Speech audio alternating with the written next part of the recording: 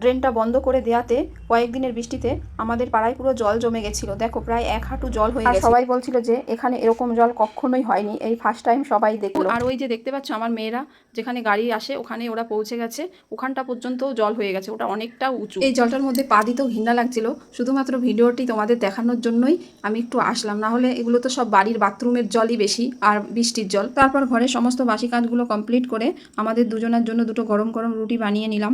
আমি ওর ড্যাডিকে ব্রেকফাস্টটা দেওয়ার পরে ওর ড্যাডি আমাকে বলছে যে আমাকে যে এতটা পনির দিয়েছো ছোটোর জন্য রেখেছো, মানে আমার ছোটো মেয়েটা পনির খুবই ভালো খায়, তো বলছে যে আমাকে কম করে। তারপরে ফ্রিজের মধ্যে যে কালকের কয়েক পিস মাছ ছিল সেটা জলে ভিজিয়ে দিলাম, তার মধ্যে থেকে আমি নিচের দিকে যে সাইটিং মাছ আছে সেটাই রান্না করব। তারপরে আমি মিস্ত্রিদের জন্য এদিকে চাটা বসিয়ে দিয়েছি, আর বাইরের দিকে জামা কাপড়গুলোতে ভালো করে ক্লিপ লাগাচ্ছি, হাওয়া দিলে জলের মধ্যে না হলে পড়ে যাবে। আর বাড়িতে কাজ চললে আর মেয়েদের স্কুল থাকলে আমার প্রত্যেক দিন 1-1.5 বাকেট করে জামা কাপড় বের হয়। এদিকে আমার চা হয়ে গেছে, এখন চাটা আমি কাপে দিয়ে দিচ্ছি, তো উপরে দিয়ে আসতে আমাকে যেতে হয়। হয়তো মিস্ত্রিদের আওয়াজ দিলে চাটা নিয়ে যাবে, কিন্তু আমি শুধুমাত্র তোমাদেরকে ভিডিওটা দেখানোর জন্যই আমি চাটা দিতে যাই। চলো চাটা দিয়ে আসি আর দেখাই আজকে উপরে কি কাজ চলছে।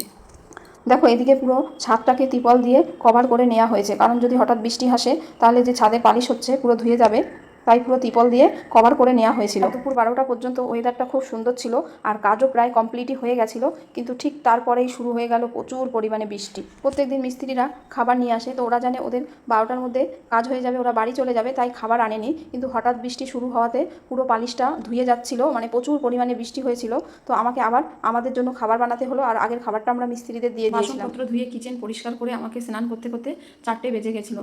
স্নান করে আবার মিস্ত্রিদের জন্য আমি চা বানালাম। এত পরিমাণে বৃষ্টি হয়েছে যে কি বলবো।